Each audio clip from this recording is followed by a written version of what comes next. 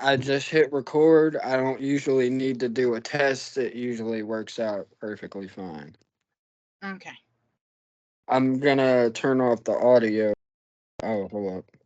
Let me see. Why does it have this on there?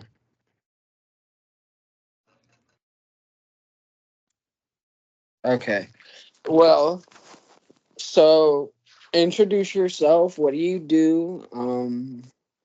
Anything you want to add, stuff like that, sprinkle in, and I'll ask you a couple more questions. Sure. So my name is Melissa Mastrangelo, and I am one of the founders of Denied. I was originally the guitarist, and in this, how do I say it? In this new format, I am now the bass player. And I was also previously the bass player in All Shall Suffer, which was like an extension of Denied. So yeah, I'm from Queens, New York City, and born and raised here. And I'm really happy to be here. Thank you so much for inviting me. Of course, of course. Now, I do want to say that I did see that a couple of other places you had another record other than Together As None, and I wanted Mhm. to kind of get that out of the way. Was that another record you guys wrote? Yes, we actually I, released several. We have several recordings that we released that some of them are on compilations, some of them were split releases, some of them were um one was a full length, one was an EP, and then there was Together as None, which was the first one of all. Oh, no, actually, I oh, shouldn't say oh, that. The demo was the first one of all. So yeah, there were we've been on multiple recordings, but not all the recordings were with the same members or in the same time frame as Together as None. right, right, right. All right. So, what was it like growing up in the 80s and 90s and getting into like hardcore and punk and beatdown and all that shit? So the 80s were fantastic. That was a great time. You know, the 80s and 90s were way before any sort of technology. So life was very different. And I have to say, sometimes maybe it was better. Even though I love technology, but it was a different vibe and a different lifestyle and a different way of living. And I enjoyed it. I grew up in New York City, in Queens, and I had a strict mom, so she wouldn't let me go out a great deal. Music was always important to me since I was a child. I have an older brother, and he is about 10 years older than me, and he was always a fan of what we call now classic rock. So I had to grow up listening to his music all the time, and I think through him I really developed the love of music, and I even as a little kid, even as like in first, second grade, I was all about buying my records and so on. And it wasn't until the 90s when I started entering adulthood that I got into musical performance. Mostly, I just before that stuck more with like the radio and stuff that I would hear on TV and so on. But it was really once I became more independent, I was able to go to shows. I started getting into live music, and I didn't get into hardcore until 1994. And this Oh, was right around the time after the grunge movement had become a huge thing in American music. And I loved it. And I just kept seeing my taste evolve into heavier and heavier and heavier stuff. So, yeah. So I would say my first venture into hardcore was 1994. what so what record really like did it for you that was like whoa? Because me personally, I tell everybody this that I interview and that I'm really into musically, I should say that I used to sell weed and coke and shit. Like I didn't like being me. And I guess hardcore kind of showed me that I can be okay with myself and better myself, and Mhm. through like friendships and memories and life experiences, I can learn to love and be myself again. That's And great. that's kind of what got me into it, was really Jesus Piece. I heard the 2016 EP when it like first dropped, and I was like, oh my fucking god. Then I heard Hate Breed and you guys, and I loved it ever since. That's so cool. Yeah. So just to review the question, so the question was like why I got into hardcore per se. Yeah, yeah. What Okay. really, really did it for Oh, you, I that's right. The record. guess. You asked about the Yeah. record.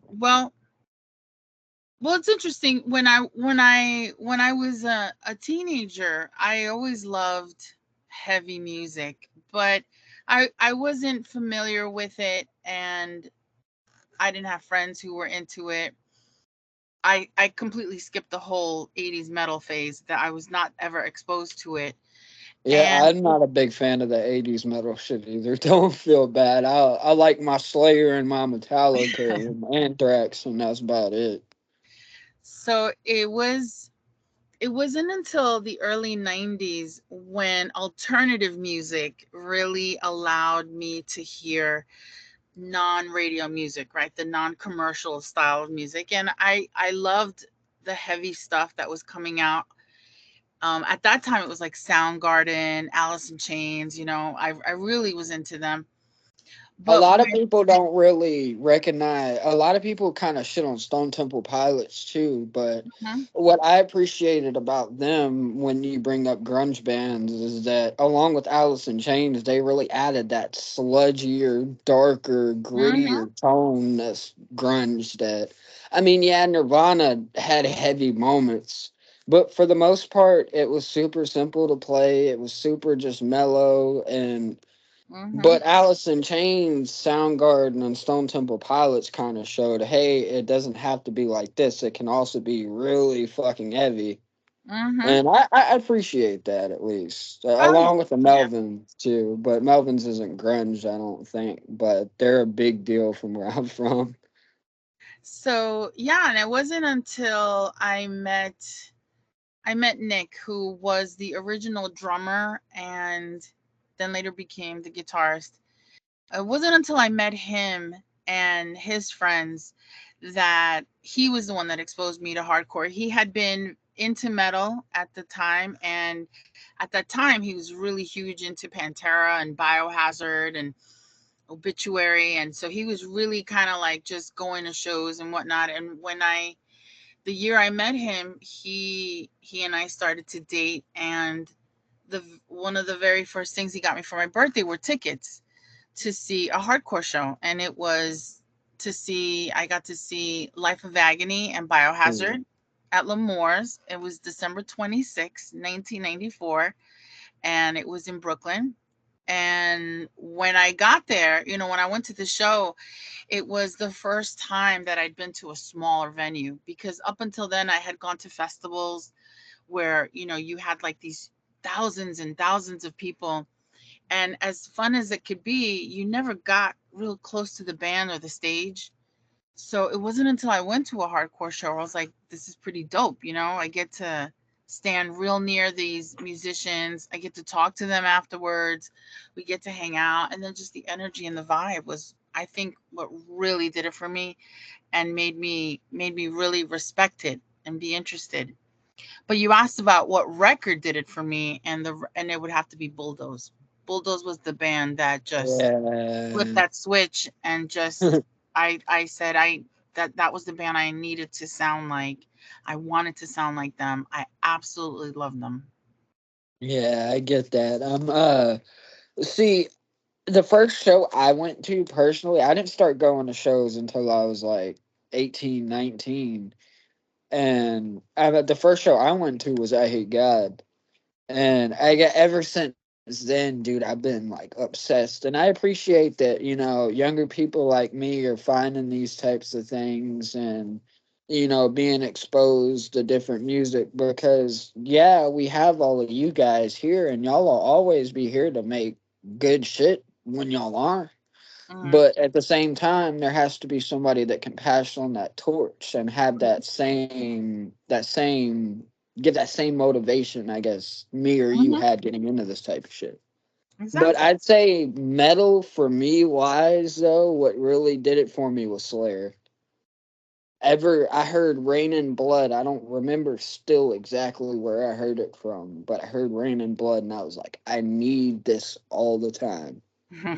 But I mean, yeah. obviously I'm into other things, but it's mostly just like metal, hardcore, and old hip hop.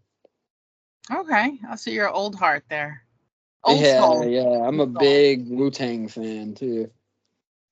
Uh, Nice. and you said you're from Queens, so I'm sure you know all about them. Hear all about them all the time. Of course, yeah, yeah.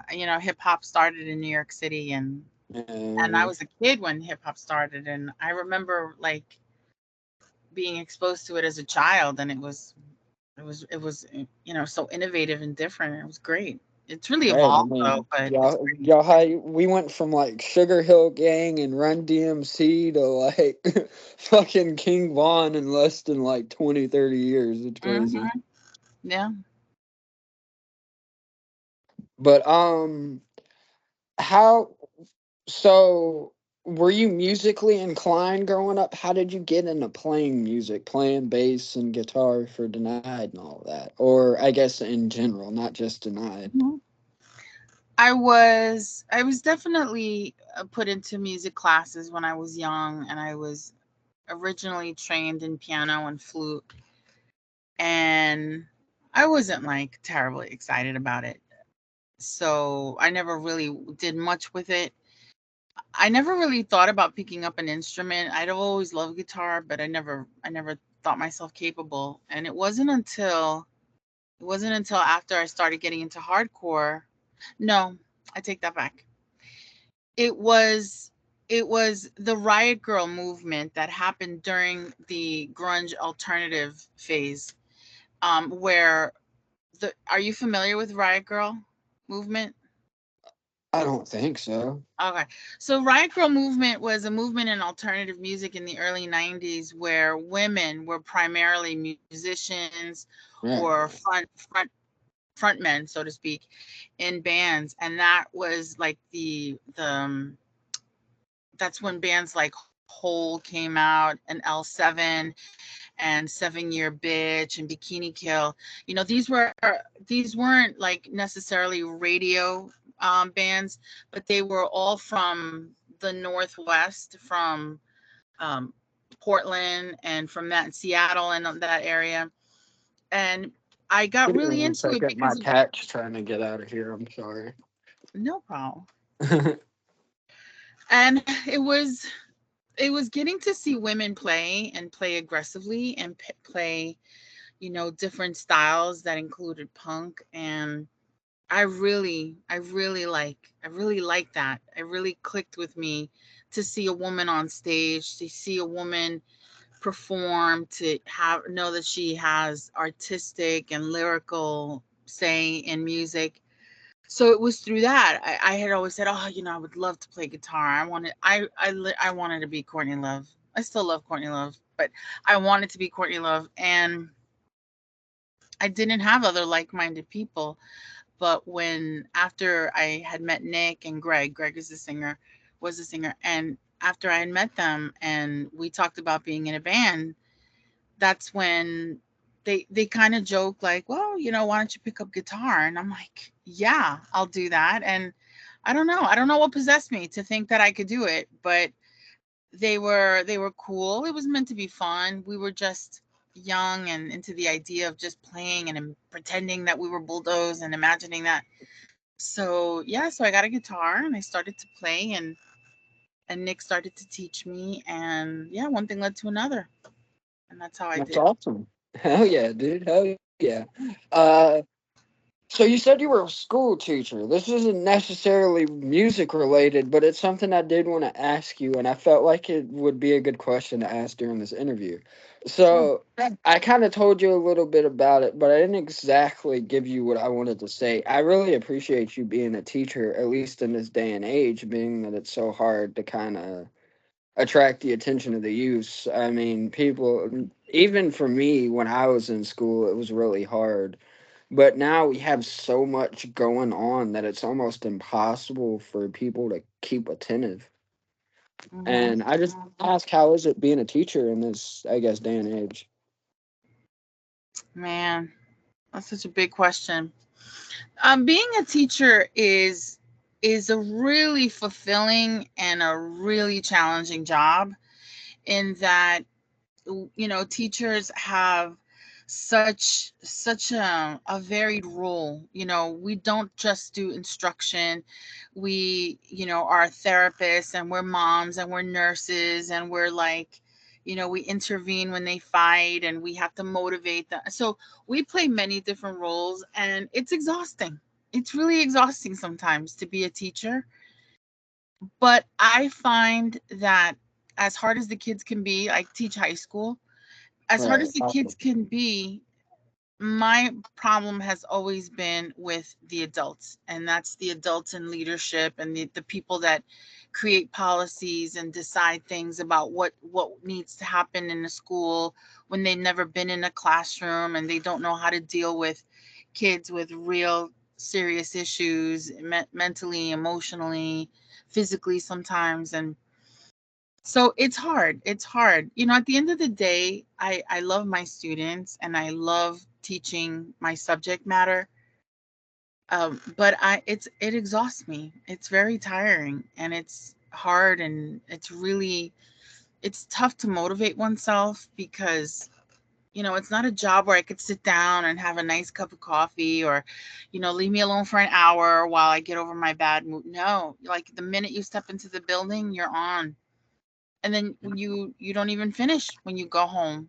There's always work to do at home. And so it's just, from September through June, it kicks my ass, so to speak. But I appreciate you saying that.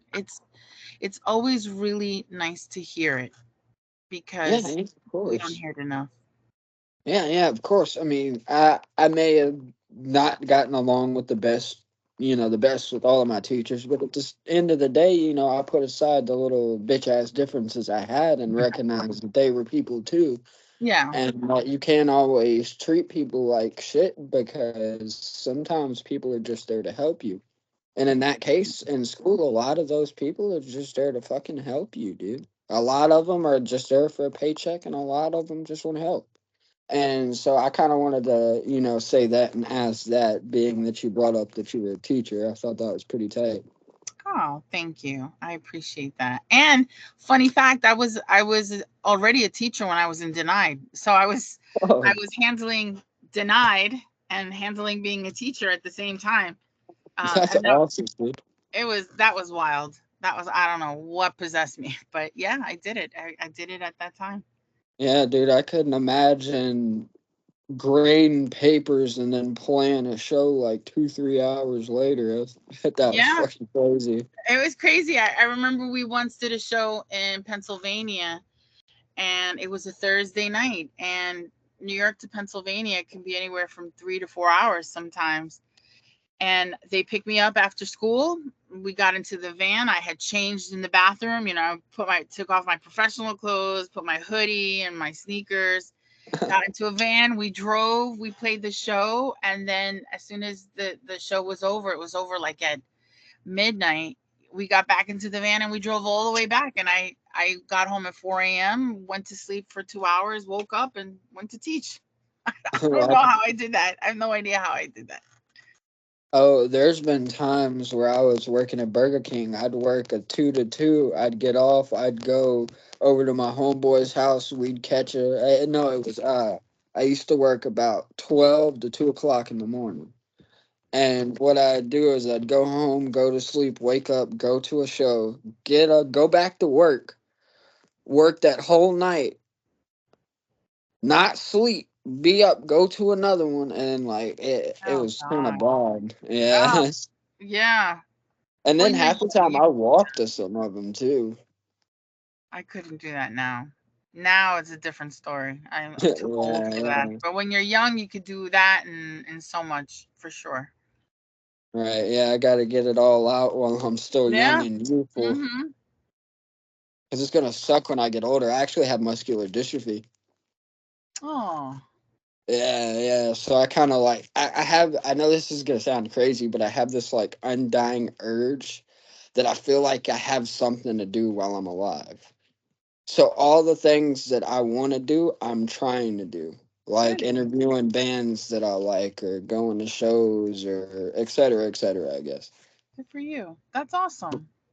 Yeah. Okay. So another question. Mhm. the other recordings, I wanted to ask. I could never really. I only saw like the two, the Together Is None and the other album. Hmm. What were the other recordings on? Like compilations, you said? Do you remember which Oh yeah. ones? So we first did a demo with the original four founders. And then we did Together Is None. After Together Is None, we released a small EP. It was a self-titled, so it didn't have a title to it. But we did this ourselves, and we like did and produced and distributed it ourselves. And that was with our next phase after Together Is None with the new singer. That was with Jared, and we had a different guitarist and a different bass player. And then around that time, we had, I mean, my timeline's a little bit off, but we had done we were on a comp called Newfound Hope, which was a series of local bands. We had done a split 7 inch with this Long Island band called Relentless. I think We, I remember seeing that actually. yes, we did that. Then after we did our self-titled EP, we worked on we did a split with the London hardcore band called BDF, Beat Down Fury, and then we released that through Filled with Hate Records, and then we did our a full length with the different singer, and that was Prayer for the Enemy. And Oh yeah, that was the name of it. It doesn't it have like the fucking dog on it or something like that? no, no, no, No, no. no, it's I all. can't remember what the album cover looks like, but I know it's like a brownish red blackish Yeah, cover. yeah, you could see it. It's actually on Spotify. Some people we have actually two Spotify accounts Oh, because when Prayer for the Enemy was released, it was released through Filled with Hate, and Filled with Hate created the denied page for Spotify. And so that version is technically from Axel, who runs Filled with Hate. So that album is on Spotify, and you can also find it on YouTube. And then when we released Together Is None on Spotify ourselves 2 years ago, we had a separate account. And so we're actually trying to, one day we'll get around to merging them so that we have all the releases there. But yeah, I mean, I have a bunch of these releases, but they're on CD. right, right. Don't Okay, have okay. digital. I don't have digital. But some people have uploaded them on YouTube, so you can catch almost everything that we've released is already on YouTube, and Oh, some okay, stuff on okay. Yeah, I've heard the two records though. The Prayer for the Enemy, I really enjoyed. I Mhm. actually heard it a couple of months ago because I've been aware of y'all for a long time, and then I didn't know y'all made other records, so having heard that one was really enjoyable. It was a different tuning though, but it's still y'all Mhm. still had the same energy, the same fury, the same anger. It was awesome. Yeah, yeah. A lot of people are kind of dismiss our other work a great deal, which is a shame. I think musically the work that we did in terms of production and writing and so on in many ways had improved a great deal, and so it was a little disappointing. It's sometimes that people just don't seem to get into it, but I think Together As None just captured an era that so many people are really fond of, and so I think that's why that album is so popular, because our other releases aren't anywhere near as popular. Right, right. Okay. So you said you play bass now, right? Hmm. So you guys are still touring, I'd imagine, then. No, no, not really. We did This Is Hardcore last year. Oh yeah, I remember Really, seeing that. Yeah. that was like a great reunion opportunity that Joe Hardcore had invited us to be a part of, and we took it upon ourselves to do it as a reunion, so to speak. We played a benefit show in November for our dear friend Olivia, who's battling cancer, and we haven't pursued any real projects. We are currently working on some dates for this summer, but that would probably be overseas. So, but we don't have anything local. nothing local set up at all. Okay, okay. This is gonna sound stupid to say, but if y'all ever get the chance, do come down to Louisiana. There's a lot of, trust me, there's a lot of people that want to see y'all, man, and a lot of people that would pay good fucking money to see y'all too. That's that. I mean, yeah, there's so many places on our list that if we could go, but yeah, absolutely. I would love to go to Louisiana. What part of Louisiana are you from? I'm from Baton Rouge. I just moved to Beaumont, Texas about 6 months ago, and it's breaking my heart, damn near, dude. It's nice out here. It's cool. I'm not having to stay on 10 toes, but at the same time, it just don't feel like home, man. Mm, So I'm trying to get a vehicle back up and running again, and I'll be back out there for shows towards the okay. middle or end of the year. Cause I'm not driving to fucking Houston. I'm sorry. How far is Houston from you? Houston's like an hour. I'd much rather just take the 2 hours and go to New Orleans or Baton Rouge where I know where everything is. Okay. Okay.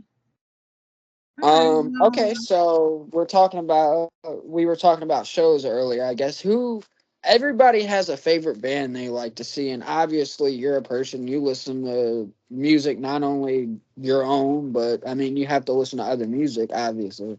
What mhm. who is your favorite live band to see? My gosh. Well, then or now? I'll talk about Both. both. Yeah. So anytime my friends' bands played in the past, I love to see them. I love to see Billy Club. I love to see Irate play. I love to see our friends Relentless. I loved like a lot of the local kids. I just I enjoyed it because back then it was very different. Going to shows was so different in the sense of the community was far more brotherly than it is now. And so it didn't matter. It didn't matter to me as long as I saw my friends have a good time and they got a good reaction. We just love to be there, love to hang out, and so on.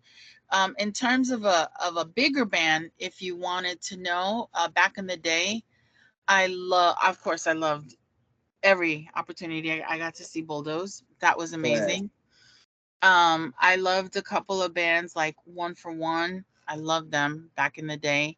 I loved I love Fury of Five. Yeah, from the 90s. They Oh were yeah, Furious Five they kicks were like ass. I like them. they were foreboding, and that's a scary band. I used to be scared of of well, it's so weird. He calls himself Stickman today, but back then we called him he was known as James is mean.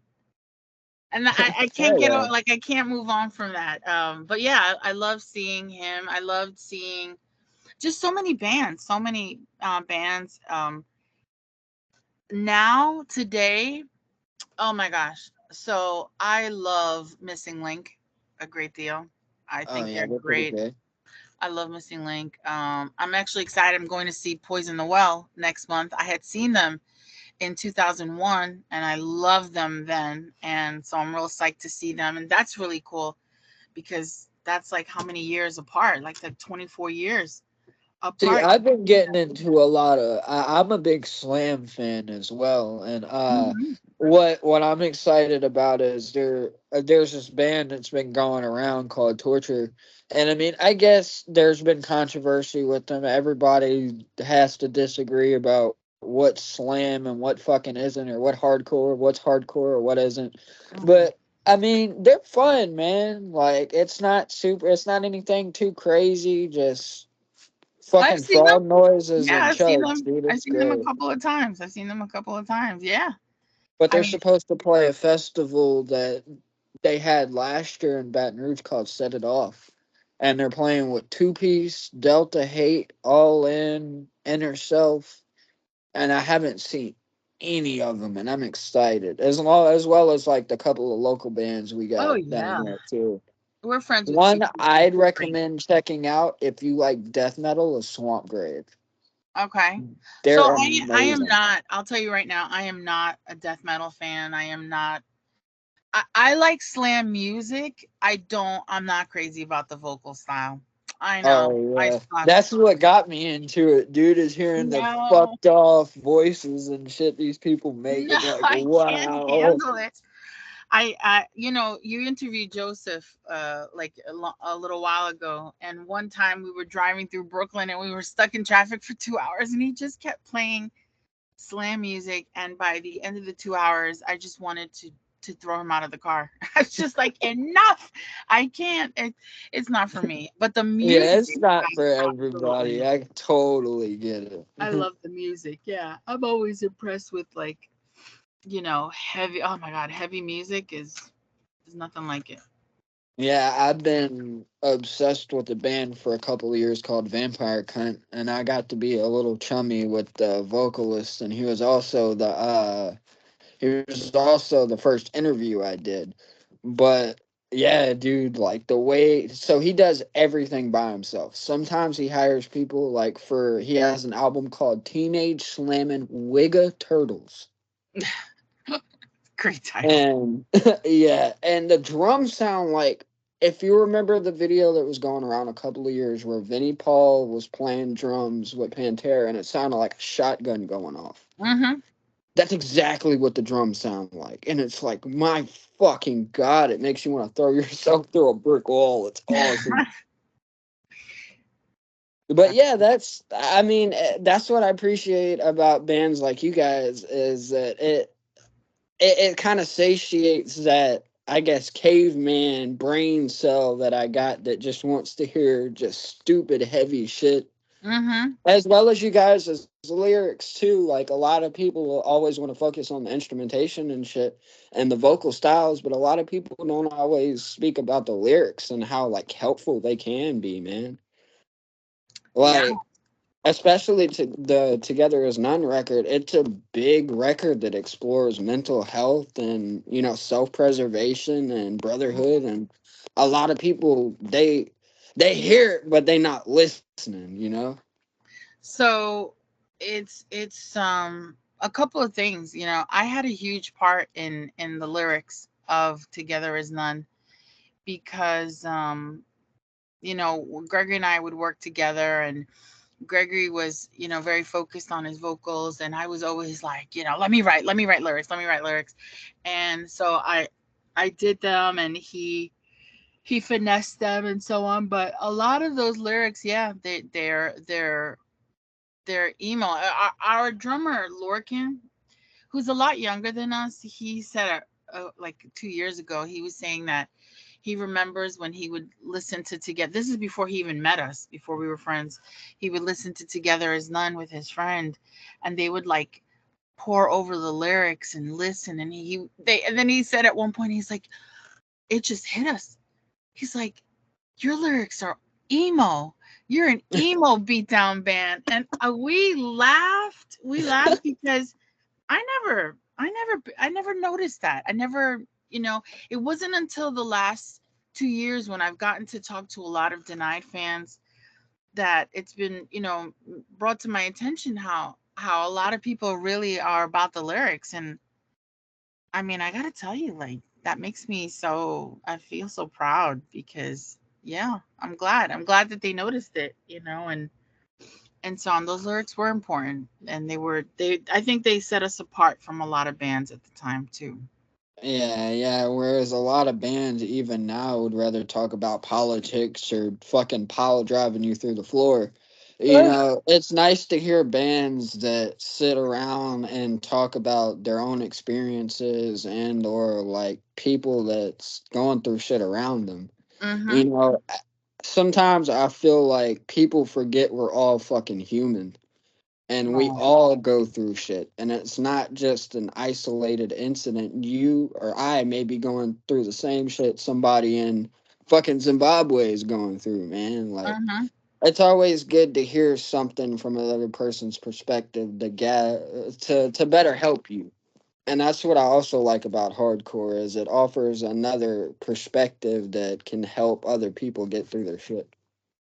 I also, I feel compelled to also say that, the way men express themselves and communicate is real different from women, obviously. And Yes. I think that my being in a band in a predominantly male scene, I think that that was something that maybe I was just subconsciously pushing for, the idea of self-expression, because I don't think men normally would talk like that, or they wouldn't express like, you will not break me and I will not fall. Like, when you men don't talk like that really. But I think that I was able to tap into like that angst that both women and men feel. And so I'm kind of, I'd like to credit and say that maybe I brought a little bit of that feminine touch to the lyrics and so on. And so maybe that's part of why it set the lyrics apart. I think today more people are like that, but I will tell you true the truth, and I should be ashamed to admit this out loud, but we were also just constantly trying to bite off bulldoze. We were obsessed with bulldoze. And if you listen to the truth, those are very emo lyrics too, when Yeah, he yeah, says, I don't care about your feelings, I don't care I made you cry, I don't care I wasn't there for you in your trying times. Like, that was not a typical way of talking in hardcore. And Kev did it, and I was like, yeah, that I like that style. So we kind of went with that. So they modeled. I should have knew it when that damn song was called Bulldoze. So yeah, I But mean, maybe it's just that little feminine touch that made it set us apart a little bit, maybe. Or yeah, maybe I'm well, I just mean, blowing you smoke up always my need ass. something different. Yeah, for sure. But yeah, anything else you want to get off your chest? Any special shout outs, plugs, anything like that? Other than that, we can wrap this up. I think I'd like to maybe like dedicate, this, if it's possible, I think, to the fans. I In the last 2 years, when I've gotten to run the Denied account primarily, and I've talked to hundreds of people, and I've met hundreds of people in person at shows and so on.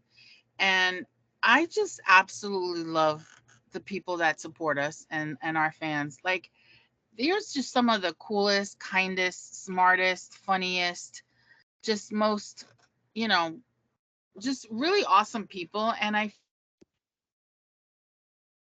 Oop, I feel like sometimes oop, I'm sorry, it's cutting out. Oh Lord, oh my God, everything all right? hear you. Oh, I'm sorry, it cut out for a second. I don't know what happened. No, it's okay. You can hear me now? Yeah, I can hear you Okay. perfectly. Okay, you So were dedicating it to the fans. I was dedicating it to the fans. And I think, like, I watch a lot of these younger bands, and I noticed that, like, the sense of community is so different now. And I don't think that bands realize how important it is to connect to your fans. Like, even just to talk to them, just to give them some of your time, just to encourage them, reshare their stuff, like, that's so important to me. And I think it's probably been the most important experience of this whole entire time, because, yeah, we can get people to buy our stuff and download our stuff and whatnot. But it's nothing compared to, like, hanging out with people that love your music, or that take the time to share a picture of them wearing a shirt, or when they tag you in something funny. Like, I love that. I respect the fans so much, and I really want to thank them. I want to thank them for letting Denied do its thing the last 2 years, for being patient with all the stuff that's kind of happened, and so on. That's what I really want to say. Thank you guys out there who are listening. We would be nothing without you. And it sounds so corny, but it's so true. And I don't think that we give enough love to our fans in hardcore the way we ought to. Yeah, well, that means a lot as a fan of you guys, and I'm sure it means a lot to other people as well. Also, before we can I can edit this part out, whatever, but I wanted to ask too. I'm probably just gonna record the audio. Yeah, no I'm problem. probably gonna put some type of picture up, or I may even design my own shit. I don't know. But that's what I wanted to say because I see this little fucking icon that's been there. But as long as I get the audio, it's fine. But it's been lovely talking to you, Same. and I enjoy getting your opinions and views on the scenes as well, and hearing your story as well as you guys' story. It means a lot that I'm getting all of you guys, all my favorite bands, to be able to sit down and explain themselves and shit. And Yeah. I'm glad that you guys are able to have a platform like that, even if it's just mine and I don't have that much clout. I want you guys to get out y'all's story and tell everybody how much y'all appreciate it, man. Thank you. And really, I commend you for doing this, and I encourage you to keep going, keep doing it. We only have this limited time here on earth. Like, do what makes you happy and follow your dreams, follow your passions, no matter what people tell you. What you're doing now is important, and it doesn't matter if only 5, 10, 20 people listen to it. It doesn't matter. You're still doing something, and you're doing something, and you're giving back to hardcore. And you that's awesome. That's incredible. And so I thank you so much for asking me and for spending this time with me. I really do appreciate it. Of course, of course. And it was wonderful talking to you. I hope you have a great rest of Same. your day, man. You too. You too. All right. So have a great night. You too. Tell the boys I said howdy doody, man. I will. Thank you so much. Take All care. right. You Okay. be safe. All right. Bye bye. Bye.